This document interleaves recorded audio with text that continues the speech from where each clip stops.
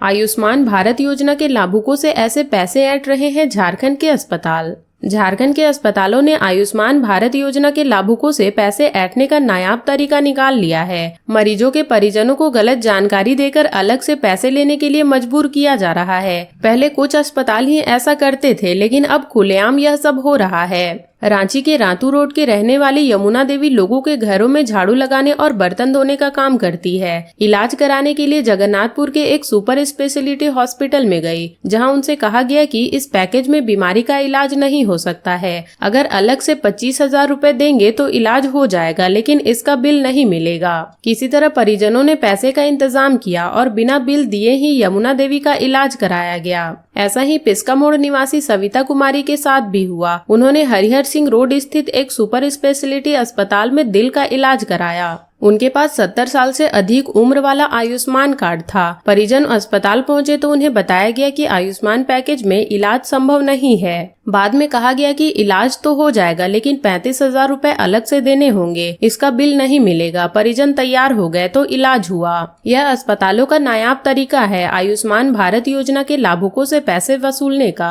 योजना के तहत इलाज का खर्च निर्धारित होने के कारण निजी अस्पतालों के पास ऑन पेपर अधिक पैसे लेने का गुंजाइश नहीं है। ऐसे में लाभुक से पैसे ऐंठने का अस्पतालों ने यह नया तरीका खोज निकाला है। अब अस्पतालों में सर्जरी के लिए अलग से 25 से 35,000 रूपए लिए जा रहे हैं। पहले ही यह शर्त रख दी जाती है कि इस रकम का कोई बिल या कागज नहीं मिलेगा। ऐसे मरीजों के परिजनों को लगता है कि अगर सामान्य पैकेज से इलाज करना पड़ा तो 1.5 से 2.5 लाख रूपए तक खर्च होंगे, इसलिए वह विवश होकर पैसे देने को तैयार हो जाते हैं। 35,000 रूपए देने के लिए गरीब मरीज जमीन बंधक रख देते हैं या गहना गिरवी रखते हैं।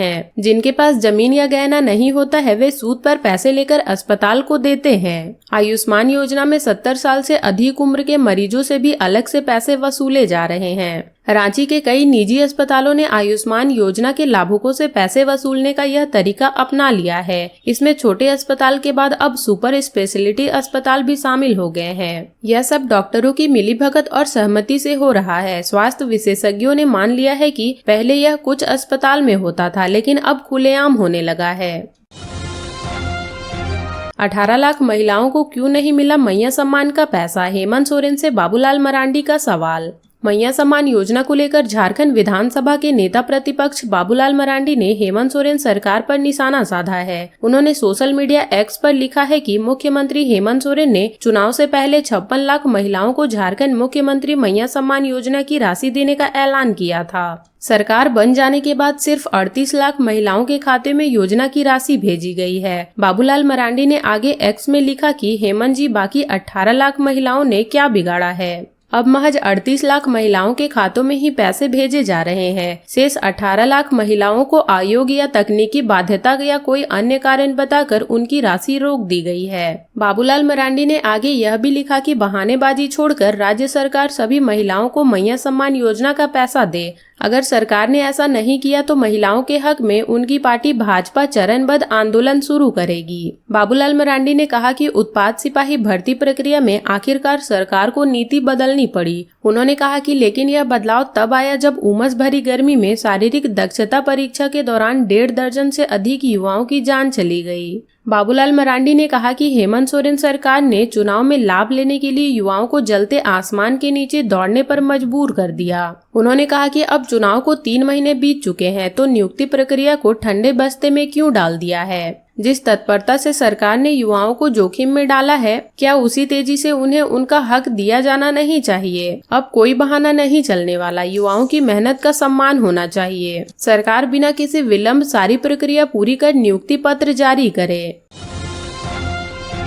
झारखंड के इन जिलों में भीषण गर्मी से मिलेगी राहत। अगले 3 घंटे में गरज के साथ होगी बारिश। झारखंड के जिलों में भीषण गर्मी से राहत मिलने जा रही है। अगले कुछ घंटे में इन जिलों में गरज के साथ बारिश होने की संभावना है। मौसम विभाग ने इस संबंध में येलो अलर्ट जारी किया है। भारत मौसम विज्ञान विभाग के रांची स्थित मौसम केंद्र की ओर से इस संबंध में अलर्ट जारी किया गया है। रविवार को मौसम केंद्र के मौसम पूर्वानुमान पदाधिकारी ने येलो अलर्ट जारी करते हुए कहा है कि कोल्हान प्रमंडल के गढ़वा, पलामू और लातेहार जिले में अगले 1 से 3 घंटे में हल्के दर्जे की गरज के साथ बारिश हो सकती है। इस दौरान वज्रपात होने की भी आशंका है। मौसम विभाग ने लोगों को सतर्क भी किया है। कहा है कि इस मौसम को देखते हुए लोग सतर्क और सावधान रहें, सुरक्षित जगहों पर रहें, पेड़ के नीचे या किसी बिजली के पोल के आसपास न रहें। किसानों से भी अपील की है कि खराब मौसम के दौरान वे खेतों में ना जाएं। नागपुर से 2 रॉयल बंगाल टाइगर जमशेदपुर पहुंचे, कड़ी निगरानी में है दोनों बाघ। नागपुर से 2 रॉयल बंगाल टाइगर जमशेदपुर पहुंचे हैं। इन दोनों बाघों को कड़ी निगरानी में रखा गया है। जमशेदपुर के टाटा स्टील वन्यजीव उद्यान को पशुओं के आदान प्रदान कार्यक्रम के तहत नागपुर के गोरेवादा चिड़ियाघर से ये दोनों रॉयल बंगाल टाइगर मिले हैं। टाटा स्टील वन्यजीव उद्यान ने एक बयान जारी कर कहा है कि 2 रॉयल बंगाल टाइगर के बदले में TSZP ने साझेदार संस्थान को अफ्रीकी ग्रे तोते की एक जोड़ी दी है। इससे इन प्रजातियों के संरक्षण के प्रयासों को बढ़ावा मिलेगा। नागपुर के रॉयल बंगाल टाइगर के जोड़े को डॉक्टर नईम अख्तर द्वारा 18 घंटे की यात्रा के बाद 13 मार्च को एक ट्रक में नागपुर से लाया गया था। बयान में कहा गया है कि नए बाघों को बाघ बाड़े की कोठारिया में रखा गया है। आधा झारखंड नहीं जानता है इस योजना के बारे में। जरूरतमंदों को हर महीने मिलते हैं 1000 रुपए। आवेदन प्रक्रिया है बेहद आसान। झारखंड सरकार आम जनता के लिए तरह तरह की योजनाएं चला रही है। आज भी राज्य के आधे से अधिक लोग शायद ही इन महत्वपूर्ण योजनाओं के बारे में जान पाते हैं। फलस्वरूप वे इन योजनाओं का लाभ लेने से वंचित रह जाते हैं। जरूरतमंद लोगों के लिए राज्य सरकार की एक बेहद महत्वपूर्ण योजना है सर्वजन पेंशन योजना। इस योजना के तहत जरूरतमंद लोगों को हर महीने राज्य सरकार 1000 रुपए की सहायता राशि देती है। अगर आप भी इस योजना के संबंध में जानना चाहते हैं तो आज हम आपको इससे संबंधित सारी जानकारी देने जा रहे हैं। झारखंड सरकार द्वारा राज्य के जरूरतमंद लोगों को आर्थिक सहायता देने के लिए वर्ष 2021 में सर्वजन पेंशन योजना की शुरुआत की गई थी। इस योजना के तहत विभिन्न वर्गों के लोगों को प्रति माह 1000 रुपए की पेंशन दी जाती है। योजना का लाभ मुख्यतः 4 वर्गों के लोगों को ही दिया जाता है। प्रति माह 5 तारीख को योजना की राशि लाभुक के बैंक अकाउंट में ट्रांसफर कर दी जाती है। आइए जानते हैं किसे मिलता है सर्वजन पेंशन योजना का लाभ। सर्वजन पेंशन योजना का लाभ 60 वर्ष या इससे अधिक उम्र के वृद्ध को मिलता है। 18 वर्ष या इससे अधिक उम्र की निरक्षित महिला और विधवा को इस पेंशन योजना का लाभ मिलता है। 5 वर्ष या इससे अधिक उम्र के दिव्यांग जन को भी इसका लाभ मिल सकता है। HIV या एड्स पीड़ित मरीज को भी इस योजना का लाभ मिल सकता है। आइए जानते हैं सर्वजन पेंशन योजना का लाभ लेने के लिए जरूरी दस्तावेज के बारे में। इसके लिए आपको आधार कार्ड, आयु प्रमाण पत्र, वोटर ID कार्ड, विधवा के लिए पति का मृत्यु प्रमाण पत्र, दिव्यांग जनों के लिए दिव्यांगता संबंधित प्रमाण पत्र, HIV या एड्स पीड़ितों के लिए ART प्राप्त करने संबंधित चिकित्सा प्रमाण पत्र जरूरी होगा। सबसे पहले प्रखंड विकास पदाधिकारी या अंचल अधिकारी के कार्यालय से आवेदन प्राप्त करें। आवेदन पत्र में जो भी जानकारी मांगी गई है सभी जानकारी भरें। इसके बाद आवश्यक दस्तावेज को अपने प्रमाण पत्र के साथ अटैच करें। अब अपना आवेदन ग्रामीण क्षेत्र में प्रखंड विकास पदाधिकारी और शहरी क्षेत्र में अंचल कार्यालय के पास जमा करें। ऑनलाइन आवेदन करने के लिए झार सेवा पोर्टल पर जाकर स्वयं पंजीकरण करना होगा। इसके अलावा आप अपने नजदीकी CSC या जन सुविधा केंद्र के माध्यम से भी आवेदन कर सकते हैं।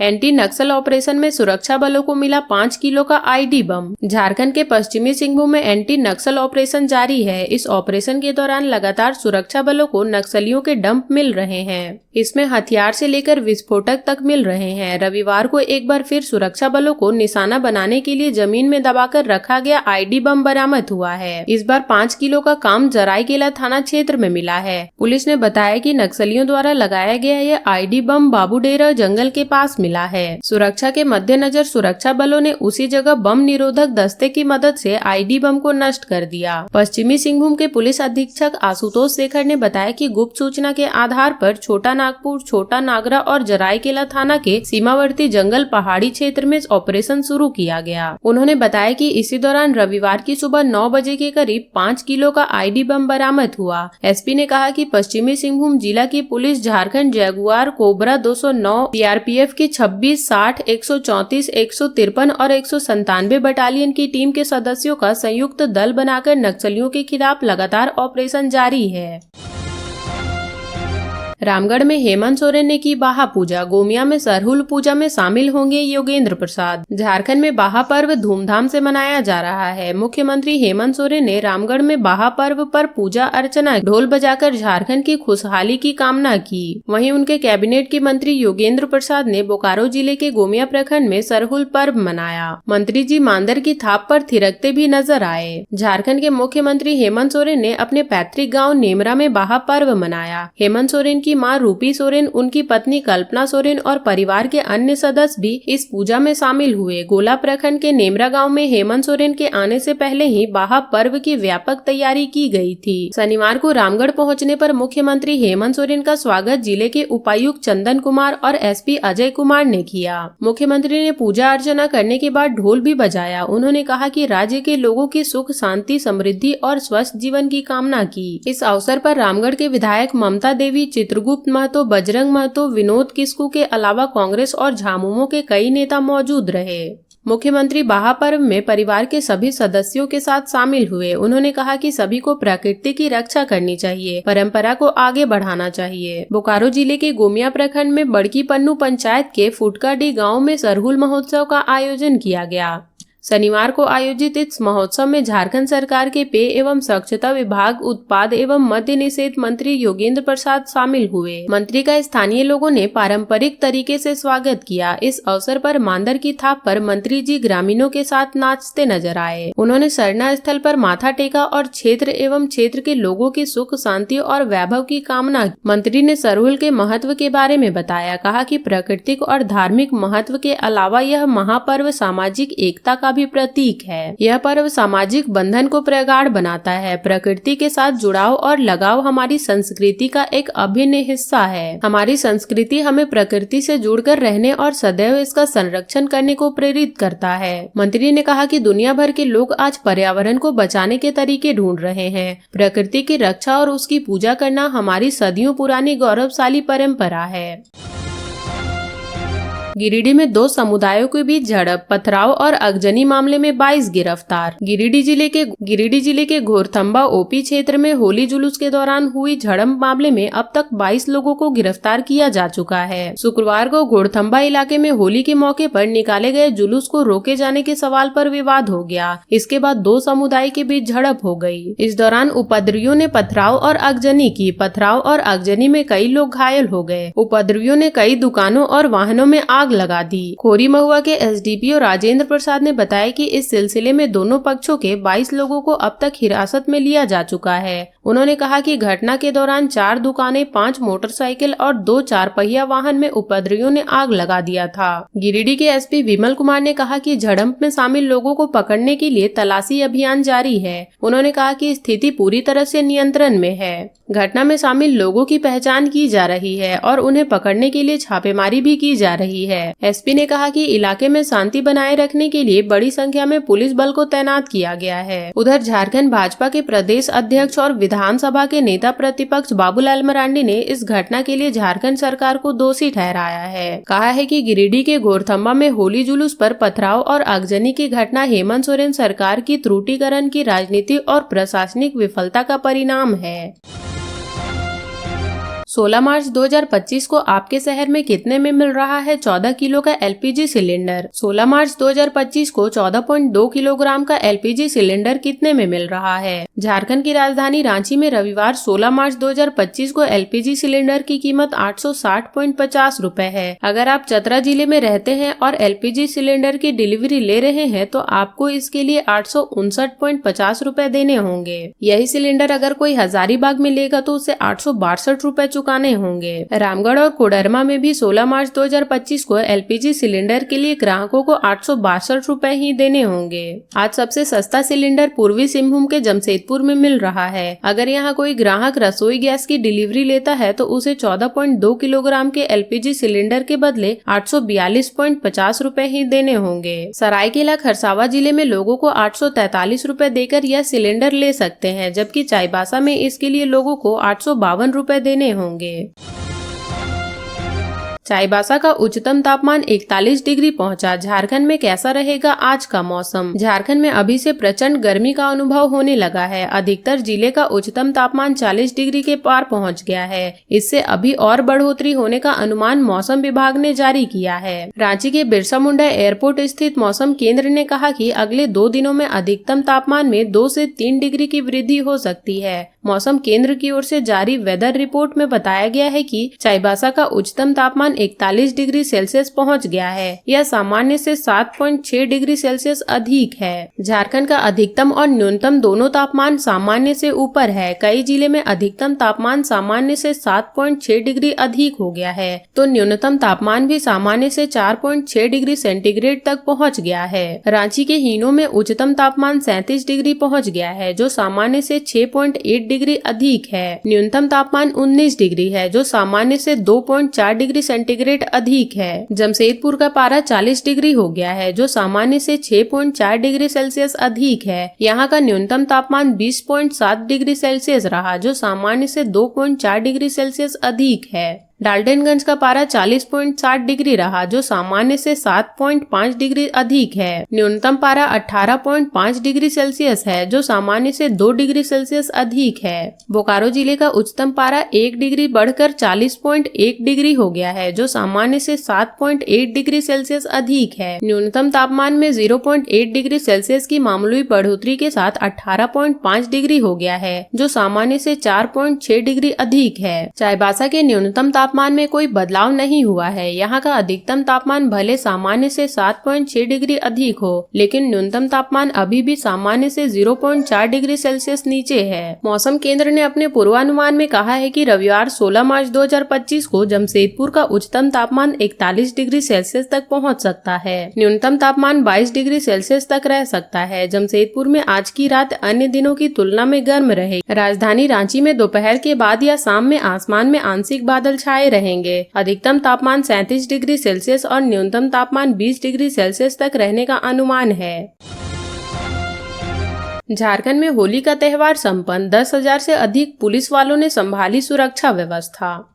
झारखंड में रंगों का त्योहार होली चिटपुट घटनाओं के बीच पूरे हर्षोल्लास के साथ संपन्न हुआ। भारी संख्या में सुरक्षा बलों की मौजूदगी में लोगों ने त्योहारों को मनाया। शुक्रवार और शनिवार को लोगों ने होली खेली, एक दूसरे को रंग और अबीर लगाकर होली की बधाई दी। बच्चे बूढ़े जवान सब रंग में सराबोर रहे। दूसरी तरफ पुलिस अधिकारी और कर्मचारियों ने लोगों को त्योहार खास बनाने में जुटे रहे।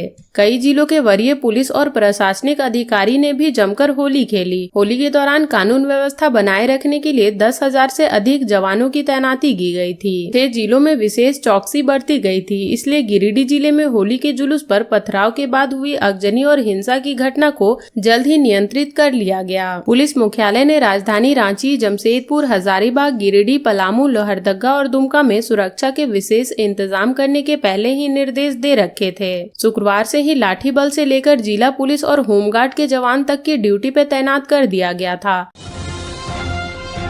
झारखंड का एक ऐसा हाई स्कूल जहां न बिजली है, न बाउंड्री वॉल, न बाउंड्री न बिजली, ये है केदला के अपग्रेड हाई स्कूल का हाल। बोकारो जिले के कसमार प्रखंड के नक्सल प्रभावित क्षेत्र कहे जाने वाले हिसिम पहाड़ पर बसे केदला गांव में केदला उच्च विद्यालय है। कुछ वर्ष पहले ही इस विद्यालय का नया भवन बनकर तैयार हुआ है। नए भवन में बच्चों की पढ़ाई शुरू हो गई है। इस स्कूल को अब तक बिजली का कनेक्शन नहीं मिल पाया है। हालांकि बिजली के कनेक्शन के लिए तत्कालीन प्राचार्य ने 16 अगस्त 2022 को ही जैनामोड़ विद्युत सब स्टेशन के सहायक विद्युत अभियंता को पत्र लिखा था। तत्कालीन प्रधानाध्यापक ने कहा है कि नए भवन में बिजली का कनेक्शन नहीं होने के कारण बहुत सारे जरूरी कार्य नहीं हो पा रहे हैं। आवेदन के लगभग 2.5 साल बीत जाने के बाद भी विभाग ने इस पर गंभीरता नहीं दिखाई है। बिजली कनेक्शन नहीं होने के कारण नए भवन में सीसीटीवी कैमरा, पंखा आदि चालू नहीं हो सका है। अन्य कई जरूरी काम भी बाधित हैं। इतना ही नहीं, बच्चों को कंप्यूटर क्लास के लिए विद्यालय के पुराने भवन ले जाना पड़ता है। विद्यालय में 4 दीवारी नहीं होने के कारण बच्चे असुरक्षित हैं। ग्रामीणों ने कहा कि नए भवन का निर्माण तो हो गया है, लेकिन 4 दीवारी नहीं बनाई गई है। ग्रामीणों ने कहा कि इस इलाके में जंगली हाथी समेत अन्य हिंसक जानवर आते रहते हैं। विद्यालय में अंग्रेजी का शिक्षक नहीं होने से अंग्रेजी की पढ़ाई प्रभावित हो रही है। अंग्रेजी के शिक्षक दिवेंदु चेल का स्थानांतरण प्लस +2 उच्च विद्यालय हरनाद में कर दिया गया है। नए शिक्षक की पद स्थापना नहीं हुई है, इससे अंग्रेजी की पढ़ाई प्रभावित हो रही है।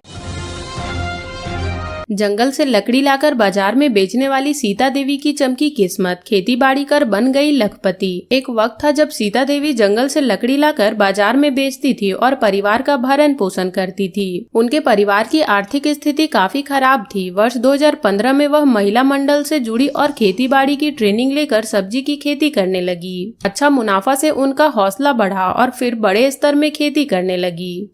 अब वह सालाना 3 लाख रुपए कमा रही हैं। लोहरदगा जिले के गढ़गांव निवासी कुंवर सिंह की पत्नी सीता देवी की किस्मत खेती बाड़ी से बदल गई है। आज इलाके में इनकी अपनी पहचान है। इनके परिवार की आर्थिक स्थिति काफी दयनीय थी। परिवार के भरण पोषण के लिए सीता देवी जंगल से लकड़ी लाकर बाजार में बेचती थी। जब गाँव में महिला मंडल का गठन हुआ तो वर्ष 2015 में रौनक महिला मंडल से जुड़ी। JSLPS के माध्यम से खेती का प्रशिक्षण लिया। 30,000 रुपए कर्ज लेकर उन्होंने आलू की खेती की, जिससे सीता देवी को 90,000 रुपए का मुनाफा हुआ। अब वो जंगल से लकड़ी लाकर बेचने का काम छोड़ दी और खेती बाड़ी के काम में लग गईं। सीता देवी आलू, बैंगन, गोभी, टमाटर, सेम, फ्रेंच बीन, मटर और मकई की खेती करती हैं और स्थानीय बाजार के अलावा गुमला, घाघरा, लोहरदगा समेत अन्य बाजारों में सब्जी बेचती हैं। इससे वह सालाना 2 से 3 लाख रुपए कमाती हैं। गढ़गांव जैसा पहाड़ी गांव जो नक्सल प्रभावित क्षेत्र है, वह खेती बाड़ी कर अपने परिवार का भरण पोषण करने वाली सीता देवी अपने गाँव के अलावा आसपास के लोगों के लिए मिसाल बन गई है। सीता देवी बताती है कि वर्ष 2015 से पहले घर की आर्थिक स्थिति काफी खराब थी। घर का गुजारा करने के लिए वह जंगल से लकड़ी लाकर बाजार में बेचती थी, लेकिन जब गांव में महिला मंडल का गठन हुआ तो उससे जुड़कर वह कर्ज ली और JSLPS के जरिए खेती की ट्रेनिंग ली। करीब 3 एकड़ में खेती बाड़ी कर अच्छे से अपने परिवार का भरण पोषण कर रही है। नामकुम खटाल और बस्ती विवाद में सोनू मुंडा की मौत, विरोध में रोड जाम। रांची में दिखा यूपी वाला बुलडोजर एक्शन। होली के दौरान 2 पक्षों में हुई विवाद के बीच एक व्यक्ति की मौत के बाद गुस्साए लोगों ने विरोध में पुरुलिया रोड रविवार को जाम कर दिया। प्रशासन का रांची में यूपी वाला एक्शन भी देखने को मिला। शुक्रवार शाम और शनिवार सुबह में नामकुम थाना क्षेत्र में दोनों पक्षों के बीच विवाद हुआ था। मारपीट के बीच तलवारबाजी भी हुई थी। इससे 4 लोग गंभीर रूप से घायल हो गए थे। इसमें से एक सोनू मुंडा की मौत के बाद लोगों का गुस्सा फूट पड़ा। दरअसल जोरार पेट्रोल पंप के सामने सरकारी शराब दुकान के पास बाइक की चाबी को लेकर शनिवार को हुए विवाद में नामकुम खटाल एवं बस्ती के लोगों के बीच रविवार को जमकर मारपीट हुई। मारपीट में घायल सोनू मुंडा की बाद में मृत्यु हो गई। इसके बाद क्षेत्र में तनाव का माहौल उत्पन्न हो गया। सोनू की मौत से गुस्साए परिजनों और स्थानीय लोगों ने जोरार में रांची पुरुलिया रोड को जाम कर दिया। बीच सड़क पर टायर जलाकर सभी सड़क पर बैठ गए। सभी के हाथ में मृतक सोनू मुंडा का फोटो था। ये लोग न्याय की मांग करते हुए नारेबाजी कर रहे थे। विधायक, पूर्व विधायक आरती कुजूर और छात्र नेता देवेंद्र नाथ महतो भी ग्रामीणों के समर्थक में सड़क पर बैठ गए। घटना के बाद पूरे इलाकों को पुलिस छावनी में तब्दील कर दिया गया। भारी संख्या में पुलिसकर्मी तैनात हो गए। DSP अमन कुमार पांडे के नेतृत्व में थाना प्रभारी इंस्पेक्टर मनोज कुमार एवं अन्य पुलिस अधिकारी नामकुम CO BDO लगातार स्थिति पर नजर बनाए हुए हैं। पुलिस ने मृतक की पत्नी के बयान पर 12 नामजद सहित 150 अज्ञात लोगों पर प्राथमिकी दर्ज की है। पुलिस ने अब तक 8 से 10 महिला समेत 2 दर्जन से अधिक लोगों को हिरासत में लिया है। पुलिस उपलब्ध वीडियो और CCTV फुटेज के आधार पर आरोपियों की गिरफ्तारी का प्रयास कर रही है। रांची में भी रविवार को यूपी वाला एक्शन देखने को मिला। उत्तर प्रदेश के बुलडोजर मॉडल को अपनाते हुए पुलिस और रेल प्रशासन ने संयुक्त रूप से जमीन की मापी करके अवैध निर्माण को तोड़ दिया। पुलिस ने सबसे पहले राजू भोजनालय होटल तोड़ा, जहां से विवाद शुरू हुआ था। पुलिस को शिकायत मिली थी कि होटल में अड्डेबाजी होती है, कई अवैध काम यहां होते हैं, जिसकी वजह से आने वाले दिन और विवाद हो सकता है। ओडिशा झारखंड की सीमा पर बड़ा हादसा, ट्रक की चपेट में आने से 3 लोगों की मौत। ओडिशा झारखंड की सीमा पर शनिवार की सुबह 7 बजे एक बड़ा सड़क हादसा हुआ। इस हादसे में एक ही परिवार के 3 लोगों की मौत हो गई। ओडिशा के चंपुआ थाना क्षेत्र के NH 20 पर दूतिया चौक के पास ट्रक की चपेट में आने से बाइक सवार 3 लोगों की मौत हो गई। मृतक में पति, पत्नी और उसका बेटा शामिल है। मिली जानकारी के अनुसार सन्नाई गाँव निवासी एवान प्रधान अपनी पत्नी और बेटे के साथ बेटी के ससुराल रसिया इंडिया से वापस लौट रहे थे। इस दौरान NH-20 पर दुरीता चौक के पास एक तेज रफ्तार ट्रक ने बाइक को जोरदार टक्कर मार दी। इसके बाद बाइक को घसीटते हुए 50 फीट तक ले गया। दुर्घटना में एवान प्रधान की मौके पर ही मौत हो गई। गंभीर रूप से घायल उसकी पत्नी मथान हानी और बेटे के इलाज के दौरान मौत हो गई। घटना के बाद दुरीता चौक पर लोगों ने जमकर हंगामा किया। आक्रोशित लोगों ने टायर जलाकर सड़क जाम कर दिया। सूचना मिलने पर चंपुआ पुलिस मौके पर पहुंची और लोगों को समझा बुझाकर सड़क को खाली कराया। घटना के बाद ट्रक चालक मौके से फरार हो गया। तो ये थी झारखंड की अब तक की बड़ी खबरें। ऐसे ही झारखंड की खबरों से अपडेट रहने के लिए हमारे चैनल झारखंड न्यूज नेटवर्क को सब्सक्राइब कर लें और बेल आइकन को प्रेस कर लें ताकि हमारी हर वीडियो का अपडेट आप तक पहुंच सके।